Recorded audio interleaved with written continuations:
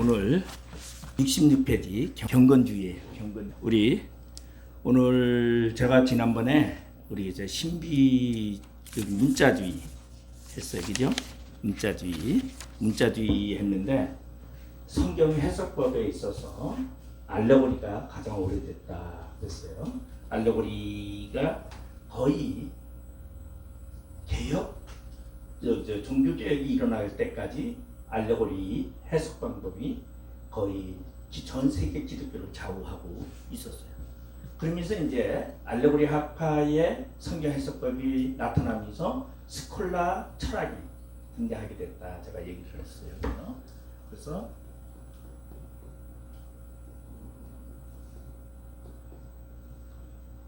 알레고리에서 이제 스콜라 철학이 등장하게 되면서 우리 스콜라는 뭐와 이성가 플러스 철학. 그래서 이성으로 모든 성경을 해석할 수 있고 하나님을 알 수 있다. 그렇게까지 얘기를 해요. 그러다 보니까 이 스콜라 철학이 거의 모든 것을 알고, 그런데 실제적으로는 이성과 철학으로 해결 못하는 부분이 종교 신앙생활 하면서 나타나더라. 그것이 뭐냐면 이제 기도하면서 어떤 것이 나타나냐면 신비 체험을 하게 됩니다. 그러면서 이제 여기서 스콜라 철학의 반대대에서 나오는 이야기가 바로 신비 체험입니다. 그래서 신비 체험을 하게 되면서 이 사람들이 이성과 철학을 벗어난 하나님의 세계가 있더라. 우리 저기도 보면 그래요. 상담학에서도 보면은 처음에 프로이드의 심리 마음에서 시작이 되다가 나중에는 어디로 가죠? 융. 지금은 융에 대한 그 신의 세계 철학, 그 상담, 신의 상담이라는 융에 대해서 지금 굉장히 확산되고 있어요. 전 세계적으로. 그런데 아직까지 융의 그 심리 상담에 대해서는 아직 밝혀지지 않고 있어요. 굉장히 아직까지도 4, 5단계까지밖에 못 가고 있어요. 왜? 신의 영역의 세계는 알기가 힘들기 때문에. 그래서 신의 영역은 이 지식적으로나 이런 것으로 금방 해결되지 않는 부분이다 보니까 지금도 상담학계에서 가장 마지막 부분으로 된 것이 칼 융에 대한 그 상담 이론이에요. 그거와 같이 이제 성경적도 보니까 이성과 철학으로 하다가 신비 체험이 나타나면서 이제 무엇을 하면 아니더라. 이제 그것이 아니다. 그렇게 하면서 이제 등장되는 것이 신비주의가 나오게 되는데, 그러면 신비주의가 나오면서 신비주의로 막 흘러가느냐? 그러질 않아요. 경건주의라는 게 등장합니다. 그래서 경건주의 이제 이 학파가 나오게 되는데, 이 경건주의는 말 그대로 독일에서 이제 스페너라는 사람에 의해서 이제 17세기에 시작이 됩니다. 그러면은 이 스콜라 철학은 언제서부터 그냥 7세기에서 16세기까지 장악을 해요. 기독교의 모든 철학과 성경 해석과 모든 것을 스콜라 철학이 다 장악을 하고 있었는데 7세기서부터 16세기까지 가장 길죠. 그러다 보니까 이때는 알레고리가 가장 모든 것을 좌우하고 있어요. 그래서 재밌는 것은 우리 부흥 강사님들은 거의 다 알레고리예요. 그리고 또 우리 보면 알레고리 하면 재밌어요. 교인들이 제일 좋아해.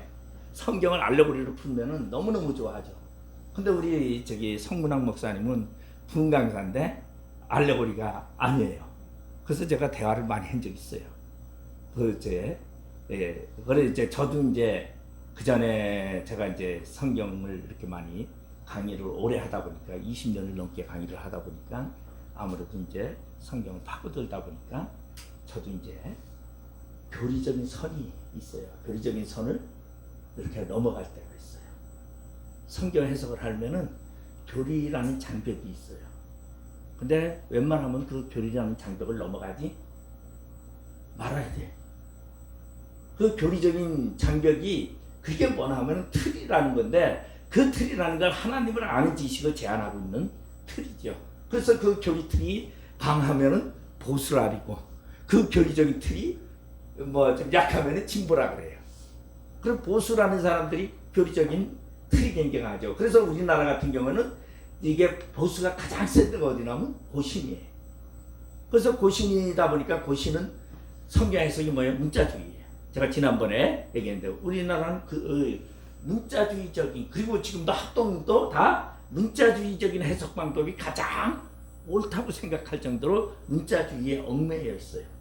근데 문자주의는 한계성을 나타낸다라는 것을 말하고 있어요. 그래서 문자주의는 제가 지난번에 얘기했던 거, 우리나라의 박형룡 박사나 김재준 박사가 미국에 가서 처음에 신학을 하는데 메이청 교수라는 교수한테 배우게 되면서, 메이청 교수가 근본주의자거든요.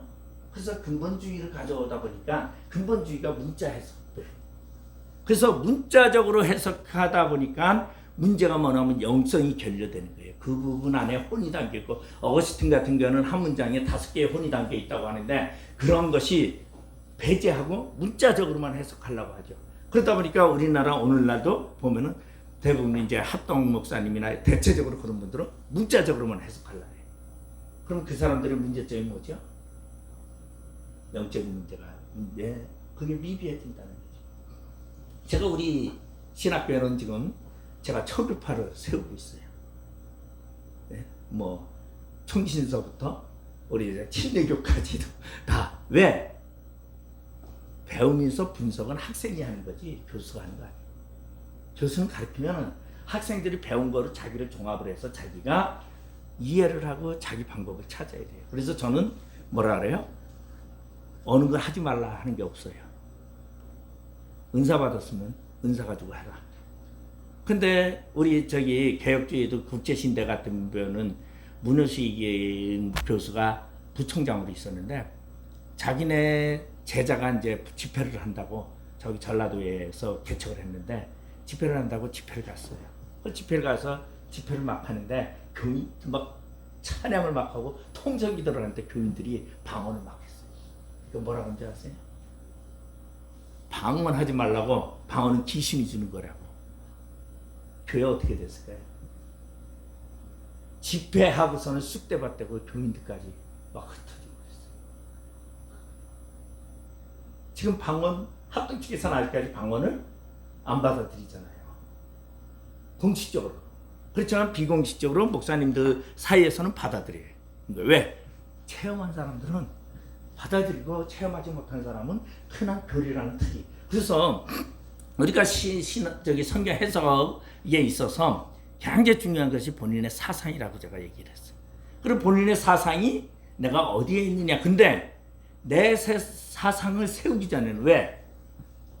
신앙생활하면서 신학을 배우기 전에는 자기 주관의 사상이 없습니다. 왜 없냐? 그건 뭐죠?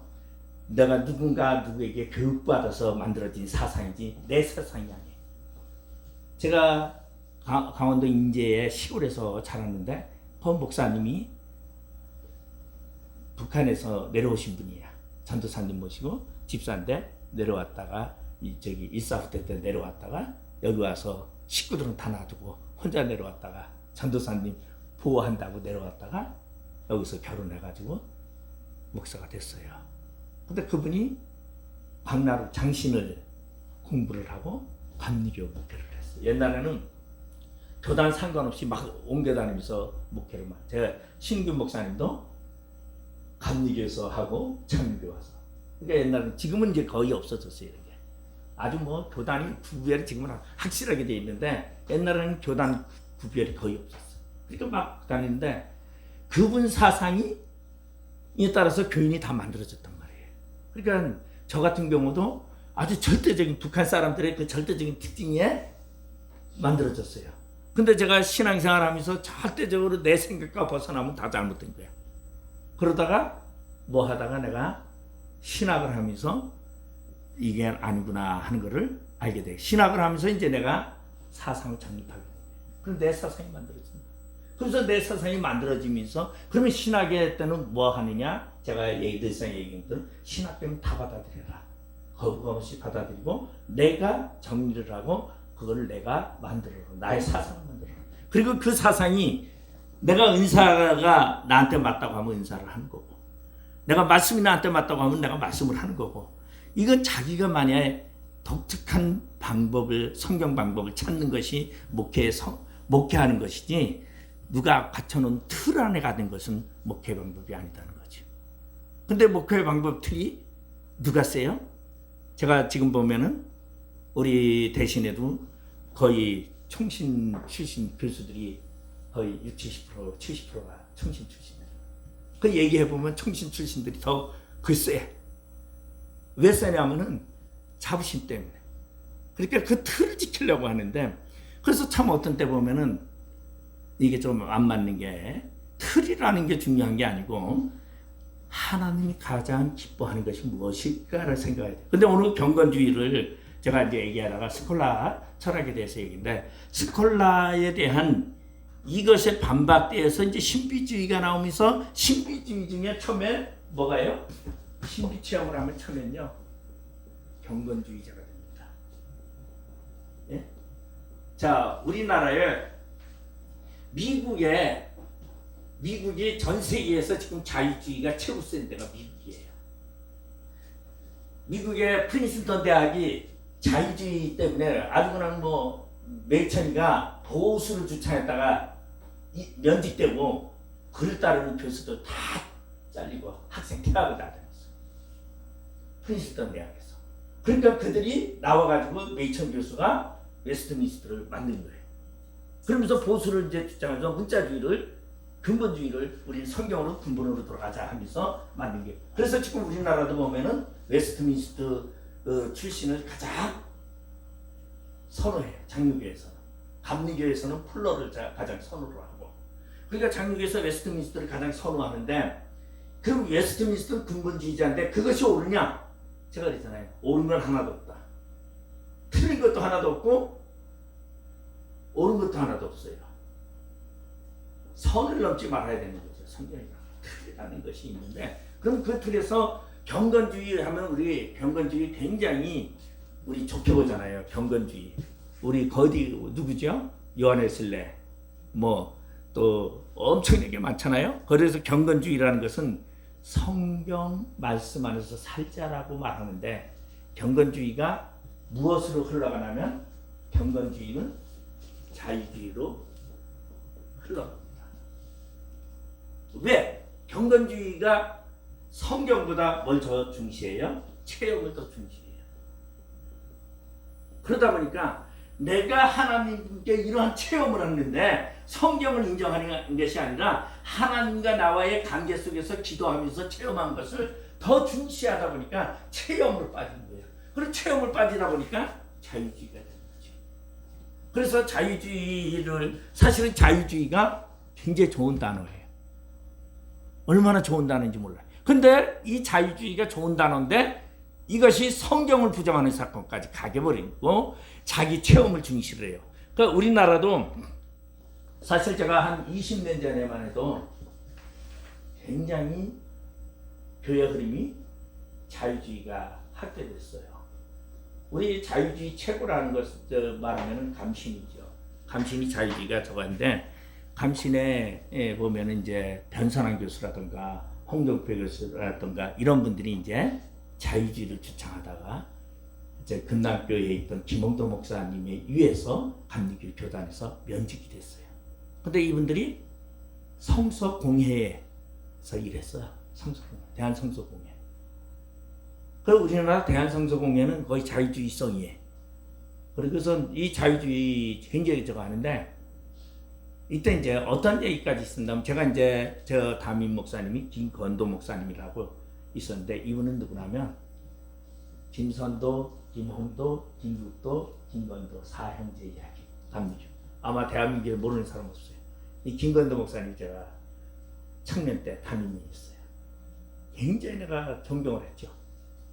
존경을 했는데 굉장히 뭐에 가까운다면 이 사람들이 경건주의에 가까우면서 자유주의성이 강해요. 근데 이 김건도 목사님한테 이제 제가 춘천에 있을 때 춘천제일교회 담임으로 있었고, 제가 이제 거기 청년회장을 거기서 하고 거기서 봉사하고 열심히 했는데, 여기 보면은 여기 저기 가천인가요? 여기 시흥인가 거기 가면은 교회가 하나 있어요, 감리교. 근데 그 목사님이 미국에서 왔는데 뭐라고 얘기를 하냐면 돼지의 피와 예수 그리스도의 십자가에서 흘린 피가 다를 바가 무엇인가. 이거 대단한 얘기예요. 한국도 완전히 뒤집어 놨던 얘기예요. 예? 1980년대 90년대 엄청난 사건. 여기가 감신에서 이제 자유주의 나오면서 그러면 돼지의 피와 예수님의 십자가의 피가 다를까가 뭐냐. 만약에 예수님의 십자가의 피로다가 사람을 씻긴다면 얼마나 씻겠냐 이거예요. 그러면 예수님의 십자가의 피로 죄를 씻느냐, 이 문제가 상징성이냐 실제성이냐 문제되죠. 이게 자유주의들이 이제 그런 얘기를 해서 얘기를 했어요. 그래서 그거는 실제성이 아니다. 자, 그럼 우리는 실제성이 아니고 상징성만 됩니까? 예? 우리 실제죠. 그러니까 어떻게 예수의 피로 그 한 사람의 피로다가 세계 모든 사람을 다 씻느냐? 우리는 씻는다고 믿고 있어요. 실제성으로. 상징성이 아니에요. 우리 믿고 있어요. 그러면 예수를 뭘로 봤어요? 한 인간의 피의 용량으로 본 거예요. 그렇죠? 예수의 피로 씻는다는 것은 인간 하나하나를 씻는 것이 아니라 예수가 인간을 대표해서 모든 것을 쏟은 거지. 인간 하나하나를 제일 씻는 게 아니에요. 지금 여기에 뭐가 담겨있는지 아세요? 이 얘기 속에 문자적 해석 방법의 맹점이 담겨있다는 얘기예요. 네? 그러니까 문자적 해석 방법이 옳은 거예요. 틀린 건 아니에요, 절대. 근데 그것이 다라고 생각하면 안 된다라는 얘기를 하고 있어요. 그러면은 그 문자적 해석 방법에 이제 경건성이라는 것이 이제 들어가게 되는데, 이걸 이제 메이천이 여기 보면 제가 책의 경건주의에 여덟 번째 보면 리차드 박스터의 영향을 받은 스페너가 1675년에 출간한 경건에 대한 소망을 주장하기 시작하면서 성경은 참된 영적인 것을 일으키는 하나님의 손안에 든 도구라고 하였다. 이제 성경은 뭐냐? 성경은 하나님의 영적인 것이다. 자, 그러면 성경은 영어로 풀어야 된다. 틀려요, 맞아요. 성경은 하나님의 영으로 쓰였으니까, 영으로 감동되었으니까 영으로 풀어야 된다. 틀려요, 맞아요. 이게 사실 이 부분이 지금 제가 하는 이 강의가 좀 어려운 강의예요. 이게 철학도 들어가고 교리적인 거 다 들어가는 거니까 종합적인 거예요. 제가 왜냐면 교리 과목에 우리가 사실 성경적으로 많이 치다 보니까 교리가 그래서 제가 종합적인 교리 이야기를 좀 과목을 그런 걸 많이 선택하는 게 교리 하나하나 하면 시간 너무 많이 걸려서 제가 이렇게 종합적으로 하는데, 자, 우리가 성경이 영이다고 하면서 영예로 풀어야 된다고 맞아요, 틀려요? 맞죠? 맞는데 그게 전부 맞습니까? 안 맞아요. 또 이게 뭐하고 똑같냐면은, 자, 삼일체에 대해서 우리가 말할 때 삼일체를 성경에 없어요. 삼일체 성경에 없는데 삼일체 지식적으로 해석할 수가 있어요, 없어요? 못해요. 문자적으로 절대 못해요. 그런데 삼일체는 무엇을 통해서? 체험을 통해서, 하나님을 만나는 체험을 통해서 하는 거지, 그것은 영적인 문제예요. 근데 영적인 문제지만 그것이 문자적으로 육적으로 표현되고 있어요. 성경은 그런 거예요. 영적인 하나님의 말씀이지만 그것이 무엇으로 표현되나요? 문자적으로 표현되고 있는 이유는 뭐냐면 영해를 잘못할까봐. 그래서 문자적으로 표현. 그래서 문자적으로 우리가 검토를 하고 문자적으로 봐야 된다는 얘기를 해요. 그런데 이제 문자적으로 보다 보니까 성경을 다른 쪽으로 흘러가죠. 그래서 이제 문자가 맹점이 뭐였느냐? 성경 구절이 번역할 때마다 바뀌어버려요. 성경이 1.1에 또 변하지 않는다고 했는데 변하지 않았습니까? 지금까지 엄청나게 변해왔죠. 제가 보면 개역 한글에 제가 호세아서를 제가 논문을 썼기 때문에 호세아서를 제가 유난히 좋아했었는데 호세아서의 개역 한글에는 뭐라 그러냐면 연애 바울이 나를 연애함으로 그렇게 얘기해요. 내가 바울이 나를 연애함으로 내가 바울을 따르리라. 하나님이 나를 사랑함으로 이렇게 돼 있어요. 그 연애와 사랑이 틀린데 지금 개역 개정은 뭐라고 되느냐? 연애라는 단어가 없어져 버리고 다 사랑으로 돼 있어. 바울이 나를 사랑함으로. 근데 사랑과 연애가 완전히 달라. 사랑이라는 것은 목적이 없이도 될 수 있는 거고 연애는 목적이 있어. 왜? 어떤 목적을 내가 연애하는 이유는 저 사람과 결혼하기 위해서든가 아니면 저 사람을 통해서 내가 갖고 싶은 명품백을 하나 끄자 연애할 수도 있고 그런 목적이 담겨 있는 것이 연애야. 아무 뜻 없이 연애할 수는 없다는 거죠. 근데 사랑은 아무 뜻 없이도 될 수 있어. 사랑에는 뭐 에로스 사랑, 뭐 필로스 사랑, 뭐 아가페 사랑, 뭐 여러 가지가 있지만 그 모든 사랑이 다 조건 없이도 됐어. 물론 조건 있는 사랑도 있지만. 그러면 그러한 것을 우리가 표현을 할 때에 영적인 문제라는 것만 영적인 문제를 걸러주는 기준틀이 뭐냐 하면 그게 문자야. 그래서 문자를 기준틀을 잡고 그 안에서 영예를 해야 된다. 그렇게. 그럼 문자적으로 해석 방법은 20%밖에 안 돼요. 실제적으로. 제가 역사를 하니까 제가 역사를 하는데 그렇게 하지만 제 역사라는 것도 성경에서 20%밖에 안 돼요. 진짜는 뭐예요? 60% 이상이 영해예요. 근데 영해를 걸르는 망이 없는 거야. 걸르는 기준점이 없어. 그 기준점이 뭐냐 하면 그게 문자고 역사고 환경이고 간섭이라는 거예요. 그러면 그러한 것을 해야 되는데 이 경건주의는 무엇을 가다하면 신비주의의 체계적인 것을 갖추기 위해서 경건주의가 스페너가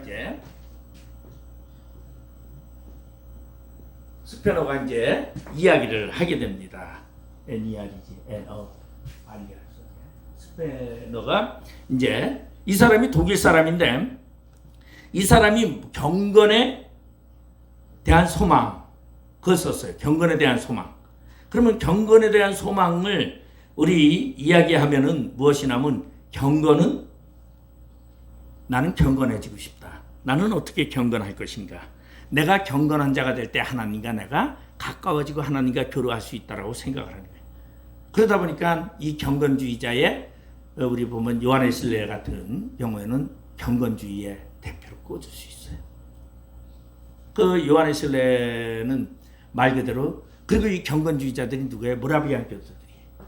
요한 웨슬레가 원래 성공의 신부로 있었다가 미국에 선교를 갔는데 실패하고서 이제 배를 타고 오는데 풍랑을 만나가지고 배가 위험한데 막 죽을까봐 선교사였던 자기가 저기 성공의 신부였던 자기가 더 두려움을 하는데 모라비안 교수들이 모여가지고 하나님께 예배하고 그리고 하나님 찬양. 그걸 보고서 근데 모라비안 그래서 돌아와가지고 영국에 모라비안 교도들이 모여있는 집회 장소에 갔는데 이들은 경건이 삶이 최고예요. 저도 한동안에 아마 제가 2000년도인가 2001년도인가 저기 한남동에서 경건 모임이 있어가지고 제가 거기 쫓아다닌 적이 있어요.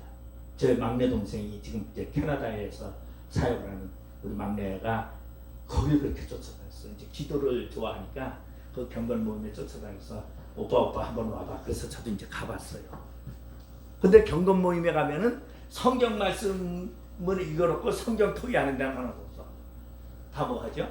간증해요, 간증. 자, 그러면 간증하는데 제가 가보니까 간증을 하는데 둘러앉아가지고 간증을 하는데 자기 간증들을 하는 거야. 그래서 뭐 하냐면 어젯밤에 내가 꿈을 꿨는데 새벽에 이런 꿈을 꿨는데 하나님이 나에게 지시했더라. 경건 모임의 특징이 그 부분이야. 그러다 보니까 경건이 굉장히 좋은 뜻인데 하나님 앞에 경건하고 무지하게 좋은데 경건주의가 타락하게 되는 이유가 바로 성경을 말씀을 읽어놓고 성경을 가지고 얘기하는 게 아니라 그리고 그거를 이끌어가는 지도자분은 뭐 하냐면 물방개 얘기를 하는 거야. 예? 뭐 하냐면은 내가 돈이 하나도 없어가지고 주머니에 딱 얼마 딱 있어 집회 한 장 딱 없었는데 딱 길거리 가다 보니까 왜 니아까 같은 데서 누가 뭘 하는데 1레인, 2레인, 3레인, 4레인이 딱 있는데 반개를 딱 놓고서 저 출발하면 딱 놓으면 이게 막 가서 제일 먼저 가는 거기다 돈 넣고 돈 먹게 하는 거야. 그래가지고 돈이 없어가지고 하나님 나에게 돈 주십시오. 하고 거기 가서 딱 이번 내일에 딱 돈을 자기 있는 주머니 돈을 다 갖다 놓는데. 근데 반개를 딱 그 막을 딱 여니까 반개가 슬슬 가는데 가다가 쓰고 뭐 가는데 이게 막 가요. 막 박수 치고 막 어떻게 됐어요? 1등이 됐더래. 하나님이 주신 돈이야. 지금 돈 그래가지고 투자한 거에 몇 배씩 주니까 그래가지고 돈을 땄는데 하나님이 주셨다고 얘기하는 거예요. 이것도 한번 생각해 보세요. 과연 하나님이 주신 걸까요? 그렇게 생각할 수도 있어요. 그죠? 예? 내가 돈 하나도 없는데 굶어 죽게 생겼는데 하나님이 물방개를 통해서 그런 노름을 통해서 그래도 나에게 주셨다고 그런 얘기를 하는 거예요. 그래서 제가 참 그거 듣고 여기 더 가야 되나 말아야 되나 고민을 많이 했던 적이 있었어요. 그리고 이제 기도를 해요. 간증을 하면 그 사람 문제점을 얘기해놓고 문제점을 내놓고 이제 다 같이 기도를 해주는 거예요. 근데 제가 닿지 않았어요. 그때 이제 신학의 물을 조금 먹었을 때니까 아직까지 목회적 일은 아니지만 신학의 물을 먹고 막 이러니까 이건 완전히 내가 배우는 신학하고 너무 다르다. 그러면서 이제 그런 생각도 한편으로 막 들어가면서 이게 뭐지? 근데 우리 막내는 얼마나 열심히 그거 하는지 우리 막내가 뭐였냐면 사랑의 교회에 그 전에 이제 사랑의 교회가 옥하는 목사님 계실 때에 거기 그 뭐가 있냐면 사마리아 여인 들 같은 그 단체가 있어요. 그 돕는 단체. 우리 제부도 거기 목사로 있었고 그래가지고 이제 굉장히 근데 기도 대장을 했어요. 근데 지금도 보면은 항상 카톡에 올라오는 게 보면 저 1년에 그전에도 한 반은 해외 나가서 선교해. 근데 지금도 이제 캐나다 가서 연극 단체를 만들어가지고 그래가지고 뭐 미국도 가고 캐나다도 가고 이번에 빌립보도 갔다 오고 막 그러면서 빌립보에 마케도니아의 첫 번째 교회인데 기독교인이 2%도 안 되는 겁니다. 지금 옛날에 기독교가 들어갔던 데가 다 몰락해가지고 근데 지금 유럽이 조금씩 살고 있어요. 근데 우리나라는 지금 아주 급속도로 지금 추락해가고 있는데 근데 제가 절대 기도 부족하는 거 아니에요. 기도 없으면 부흥 안 돼요. 기도 없으면 아무것도 안 돼요. 근데 문제점은 뭐냐면 기도가 성경을 기준으로 해서 돼야지 성경을 위에 넘어서면 안 된다라는 거예요. 그럼 경건주의는 왜 하나님과 묵상하면서 주로가 이제 기도하면서 체험하는 게 말씀을 통해서보다 체험을 통해서 하다 보니까 그래서 내가 감리교 출신이다 보니까 제가 신학을 가가지고 엄청나게 고민했던 게 만인구원설과 예정론에 내가 얼마나 반대했는지 몰라요. 근데 이게 신학교 가면 한 번씩 있는 것 같아요. 우리 성문학 목사님은 장로교 신학을 처음에 해가지고 예정론이 거부가 나가지고 순복음을 갔대요. 한국에 들어와서 순복음 신학을 했대요. 예정론이라는 게 성령으로 살아야 된다고. 그래서 순복음 신학을 갔더니 순복음 신학을 한 1년 다녔더니 완전히 또 이거 말씀이 없더래요. 그래가지고 또 침례교로 간 거래요. 그러니까 다녀보는데 교단을 다 다녀봐도 100% 맞는 데는 하나도 없다라는 얘기예요. 지금 그거 사실이에요. 장로교라고 다 맞습니까? 아니요. 감리교 어디 교단은 다 똑같아요. 그러면은 뭐가 제일 중요한 거예요? 내가 많이 접하고 내가 신앙의 정립을 빨리 하는 게 가장 중요해요. 내가 비록 뭐 해도 은사주의자라 할지라도 내가 만난 하나님을 바로 알면은 그게 올바른 가치관이다. 그 신앙의 가치관은 누가 탓할 수 없는 거기 때문에. 근데 이렇게 그러면 이런 이제 요한 웨슬레라든가 조나단 에드워드라든가 에드워드 뭐 우리 많이 들었잖아요. 미국의 과거의 경건주의자들 신학자들 뭐 저기 누가 있죠? 부두스 성공에서 예? 밀러 예? 저기 예, 저기 부두스 성공 그래 그리고 이제 스펄전이라든가 뭐 굉장히 많죠. 다 경건주의자들이야. 그 사람들이 다 뭐 부르짖었어요? 영성 부르짖었어요. 근데 절대 영성이 잘못된 게 아니다라는 얘기예요. 뭐냐면은 뭐를 넘어서니까 성경보다 영성의 체험에 치우치다 보니까 문제가 되는 거예요. 근데 여기서 하나 우리 볼 수 있는 것이 스콜라 철학은 또 문제가 됐던 것이 지식을 너무 추구하다가 문제가 된 거죠. 그래서 사실은 스콜라 철학의 신적인 체험을 통해서 문제가 되니까 신비주의로 흘렀는데 신비주의도 우리 지금 안직교회했는데 사실은 신비주의가 굉장히 좋은 거예요. 뭐만 있다면 성경 안에만 있다. 그러니까 성경의 기준틀이 있어야 되는데 그러면은 우리 스콜라 철학의 가장 유명한 사람이 토마스 아퀴나스예요. 토마스 아퀴나스는 교회의 아버지라고 말하고 있어요. 교회 박사죠. 그 사람이 뭐 신학대전이라는 거 만들어가지고 정리 다 하고 오늘날의 기독교가 있게끔 다 했어요. 뭐가 철학과 이성이 있으니까. 우리 보면은 요한 웨슬레와 칼빈을 비교해봐도 알잖아요. 우리 요한 웨슬레는 뭐 했어요? 교리가 없어요. 뭐 만들었자 성령 운동을 부르짖었어요. 성령 운동. 그래가지고 감리교는 이 웨슬레가 주창한 게 이제 메도디스트라는 건데 메도디스트가 질서라는 거거든요. 경건주의자예요. 그래서 경건 훈련을 한 것이 모여가지고 기도하면서 자기 체험을 하고 간증을 하면서 그렇게 간증이 위주야. 근데 칼빈은요. 이제 칼빈은 이걸 배제하고 말씀 위주로 바뀐 거예요. 말씀을 깨달아가지고. 그러면은 성령운동과 말씀이 함께 합쳐지면 이거보다 더 좋은 신학적인 거는 없죠. 근데 이게 합쳐지기가 쉽지를 않다. 왜? 완전히 다른 양상을 띠고 있어요. 다릅니다. 그러니까 쉽게 합쳐질 수가 없어요. 근데 이거를 조절할 수 있는 능력이 있으면 좋아요.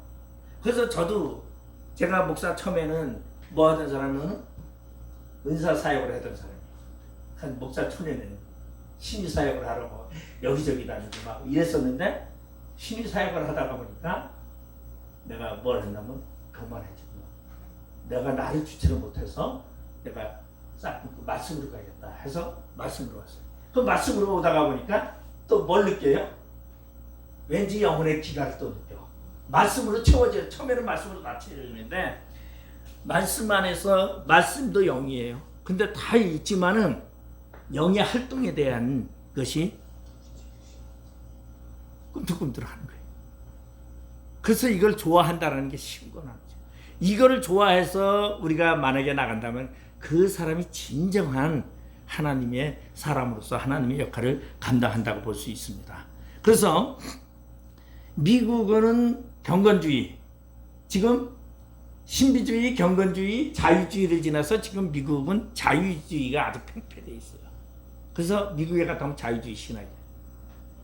그 우리나라에서 박형용 박사랑 김재준 박사가 미국에 가서 웨스트민스터 가서 교육을 딱 받고 왔는데 누구한테 가 근본주의한테 받고 왔는데 그 사람은 미국의 보수야. 극단적인 보수인데 받고 왔는데 우리나라 사람들은 원래 보수야. 원래 보수야.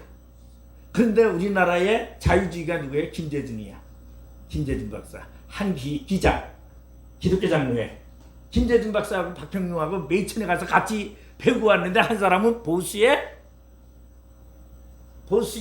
저거 됐고 박형용은 청신의 초대 학장으로서 뭐 보수에 저기 됐고 김재준은 뭐가 됐냐면 기장. 자유주의. 우리나라에서 기장하면 자유주의잖아. 맨날 대모하고 맨날 뭐 근로자를 해방신학 부르짖고 뭐 이런 거 부르짖는. 똑같이 배웠는데 그래요. 그리고 똑같은 얘기예요. 제가 아마 지금 이제 우리 코로나 이후에 사람이 없었지만 그 전까지는 학생들이 꽤 있었어요. 저 거쳐간 사람 굉장히 많죠. 고독하게. 근데 그러면 그 사람들이 다 목회를 지금 하고 있는데 저한테 배웠다고 저 닮아가지고 하나요? 아니요. 자기 개성대로 해요. 근데 제가 느낀 것이 뭐냐면 그렇게 가르쳤는데도 딱 졸업하고 나가자마자 어딜 가나 하면은요. 기적 일으키는 데 가서 배우러 거기를 쫓아다니더라고. 신학교 졸업하고서. 내가 우리 저기 김준현 전도사라고 우리 교회에서 전도사 생활하고 저기 경상도 저기 봉화 출신인데 잘 데가 없다 그래가지고 내가 우리 교회 와서 자라고 교회 방 하나 꾸며주고서 제가 신곡동에서 그때 교회 할 때인데 그렇게 교회 지키라고 그리고 학교는 이제 부평역 앞에서 했는데 집은 여기 계산동에 있었고 그래서 제가 새벽에는 부천 가야 되고 또 낮에는 또 학교 저기 부평역 가야 되고 그래가지고 힘들어가지고 야 너 교회에 있다가 내가 안 오면은 너가 해라 그래서 많이 그랬었어요. 근데 참 저걸 했는데 사실 그게 쉽지는 않죠. 엄밀히 따져서 쉽지는 않은데 근데 얘가 그렇게 뭐 저걸 했는데 뭐 하냐면 출세해야 된다고 학교를 마치거든요. 은사 가르치는 데가 다니더라고 쫓아다니는 내가 그거 절대 하지 말으라고 그렇게 그런데도 은사 가르치는데 왜? 나도 조영교 목사처럼 돼가지고 병제 하나 건지면 교회가 커지고 내가 쓴다. 이게 왜? 사람의 욕심이죠. 그러면 그 사람이 순수하게 하나님의 사랑으로 사역을 하는 것이 아니다라는. 그러니까 이러한 문제점이 있는데 그러면은 이 경건주의는 이제 스페너는 루터교 목사예요. 근데 이 사람이 주장하는 것이 뭐예요? 네, 굉장히 경건주의는 바른 성경 사용. 성경을 바로 사용하자. 네?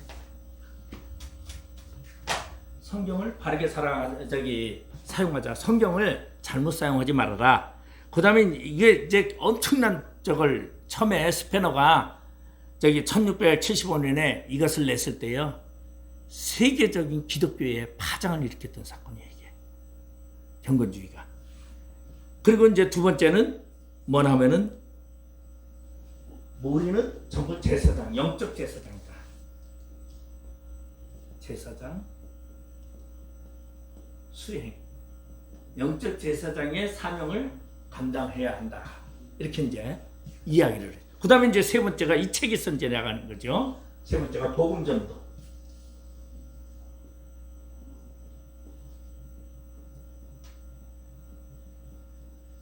지금 한국 저기 우리가 보면은 교회 안에서도요 복음이 상실된 교회가 굉장히 많습니다. 심각할 정도로 예수 그리스도가 돼야 되는데 예수 그리스도가 아니고 교훈이 많아졌어요. 뭐 올바로 살아라, 뭐 착하게 살아라. 제가 제일 싫어하는 게 옛날에 분강사들이 꼭 교회 오면은 이런 얘기를 했어요. 여러분 차 가지고 오지 마시고 택시 타고 교회 오세요.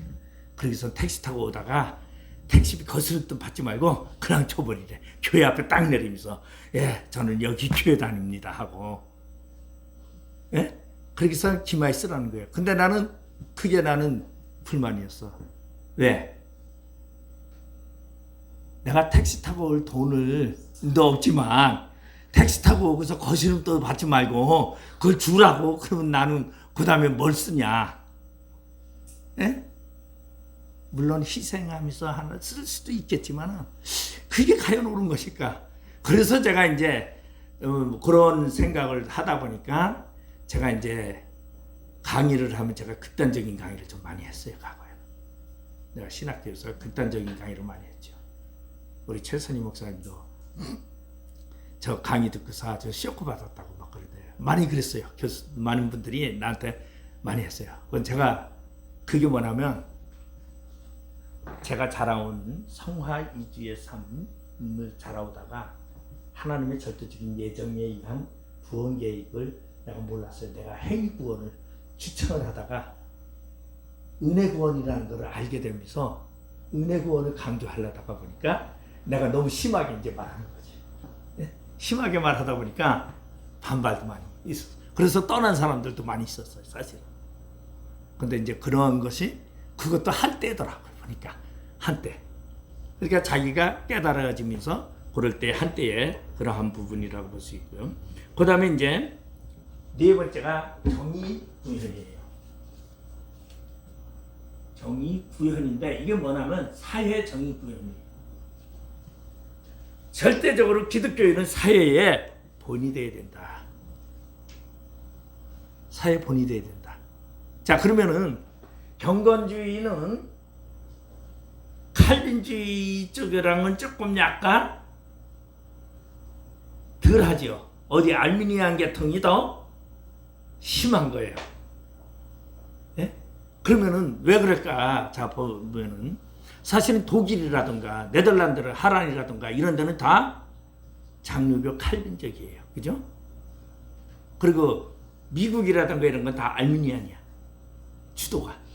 왜냐하면 청교도가 다 거의 다가 침례교인이거든. 제세력파들이.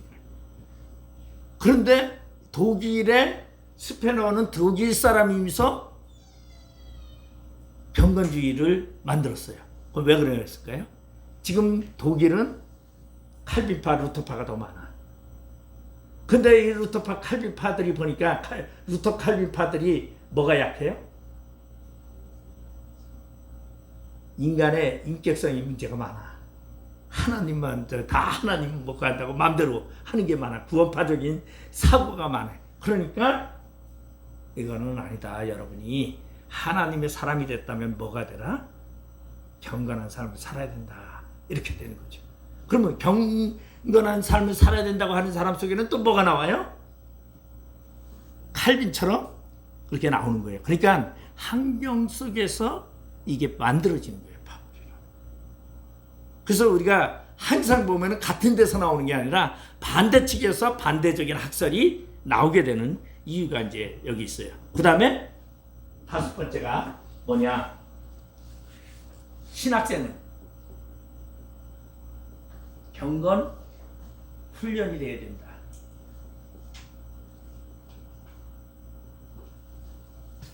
그러면 신학생은 경건 훈련이, 원래 신학생은요 뭐 했죠? 과거에는요 집단 생활을 했어요. 그거를 이어가는 게, 자, 우리 총신도 양지에 가면은 총신 있고 기숙사가 다 있어요. 무척되고 기숙사 들어가야 돼요. 그 다음에 계약신대는 곤지암에 있는데 고려파죠. 곤지암도 입학하면은 무척되고 기숙사 들어가야 돼요.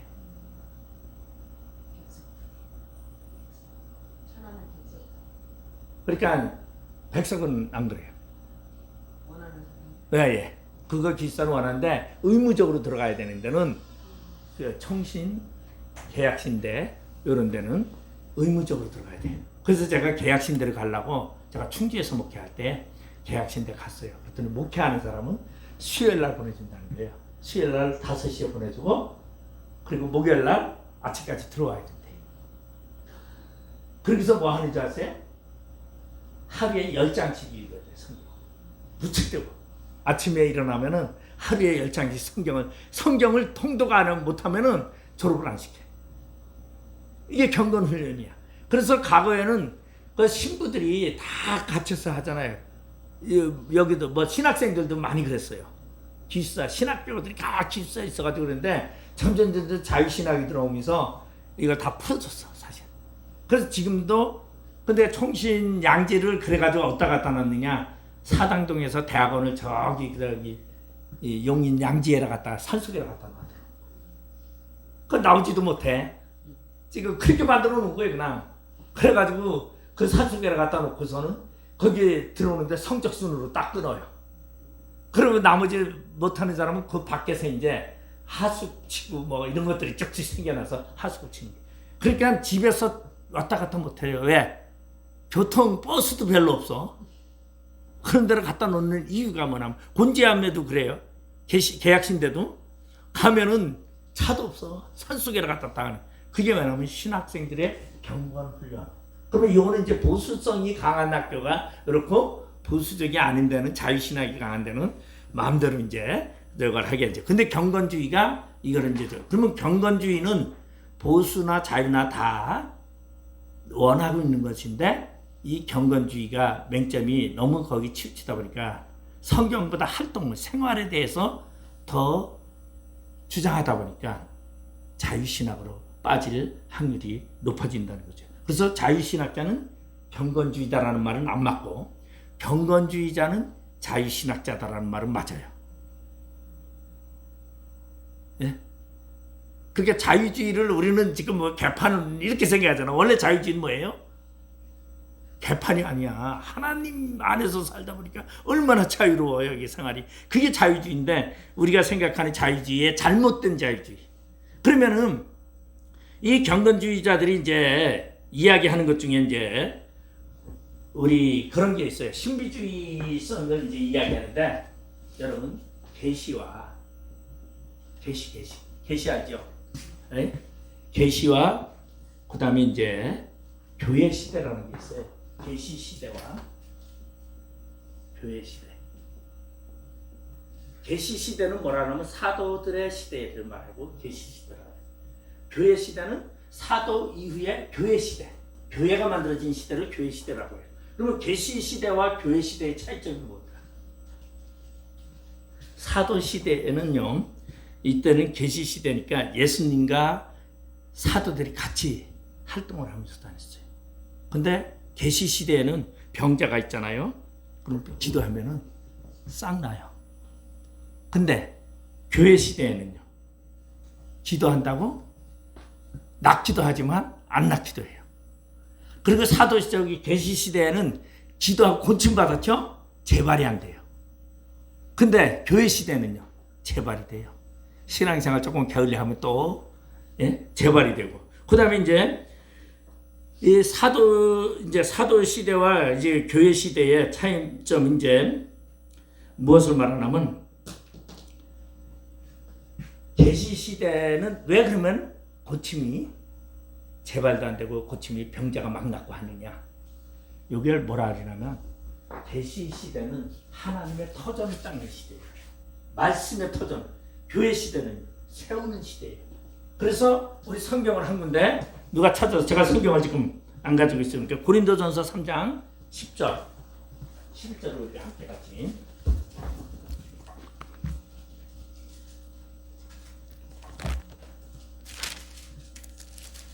3장 우리 10절 11절 같이 읽겠습니다. 내게 주신 하나님의 은혜를 따라 내가 지혜로운 건축자와 같이 터를 닦아두매 다른 이가 그 위에 세우나 그러나 각각 어떻게 그 위에 세울까를 조심할지어다. 이 닦아둔 것 외에 능히 다른 터를 닦아둘 자가 없으니 이 터는 곧 예수 그리스도라. 그래서 계시 시대는 예수 그리스도의 시대라 그래요. 그래서 우리가 선교를 나가잖아요. 불모지에 선교를 나가면은 기적이 막 일어나. 예수 이름만 되면은 막 귀신도 도망가고 병자도 낫고 막 해요. 그래가지고 선교사가 저 아프리카 가서 복음을 전하는데 자기는 은사도 하나도 없었는데 가서 기도만 하면 막 병자가 막 나는 거야. 그래서 병자가 막 나가지고 이제 한국에 들어와가지고 병자가 막 나는 줄 알고 한국에서 막 교회에서 집회해놓고서 막 했는데 하나도 안 낫는 거야. 왜 그럴까? 봤는데 계시 시대는 하나님이 역사하는 거예요. 왜? 터를 닦기 위해서. 근데 교회 시대는 누가 세워요? 내가 세우는 거야. 말씀으로. 그러니까 지금 한국은 무슨 시대예요? 교회 시대예요. 그러니까 지금의 한국 교회는 그냥 뭐 병고치기 이런 거로다가 되는 시대가 아니고 말씀으로 세워져 가는 시대예요. 그런데 이제 우리 보면은 이렇게 이제 복음이 들어가는 데는 계시 시대라 해서 성령의 역사가 막 일어나. 그래서 그런 얘기를 하잖아요. 성령의 역사가 지나갔다. 다시 성령의 역사를 부르자. 물론 성령의 역사를 부르지만은 과거와 같은 그러한 터를 닦는 시대의 역사는 나타나지 않는다는 거예요. 이게 왜? 말씀을 세워가는 시대가 있고 터를 닦는 시대. 예수 그리스도의 피로 닦는 거예요. 터는 예수 그리스도의 피예요. 피바치라 해요.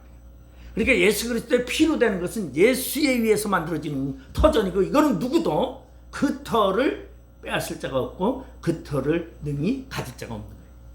하나님의 역사예요. 그런데 터가 만들어지면 말씀으로 세워가는 거예요. 세워가는 거는 뭐예요? 말씀으로 교훈하고 가르치는 거예요. 그러니까 오늘날의 교회는 말씀으로 가르치고 교훈하는 데지 털을 닦는 교회는 아니다라는 거죠. 그래서 이걸 계시 시대와 이 교회 시대를 이거를 저거 한 사람이 신학자들이 쓰기도 많이 하고, 과거에는 이거 굉장히 많이 논란이 됐던 중에 하나가 이 얘기인데, 이게 이제 왜 그러냐면 신비주의에서 이제 이 얘기를 하는 거예요. 계시와 교회 시대의 올바른 계시와 잘못된 계시, 이제 그렇게 되는데, 제가 오늘 경건주의를 이렇게 하면서 마치고, 다음에 이제 자유주의, 신정통주의, 시간이 없네요. 네? 이것도 못 가고, 또 대신해서 내일 하는 중간사도 지금 들어가다가 마는 것 같고 지금 이제 시간이 없네요. 자, 우리 기도하고 마치겠습니다. 아버지 하나님 감사드립니다. 우리에게 주님을 통한 주님의 사상을 주시고, 그리고 주님을 바라보는 바른 시각으로 주의 말씀을 경험하게 하시고 주의 말씀을 체험하게 하여 주시옵소서. 언제나 우리를 주관하시는 예수 그리스도의 놀라운 은혜가 언제나 함께하여 주시옵소서. 감사하며 예수님의 이름으로 기도드리옵나이다. 아멘.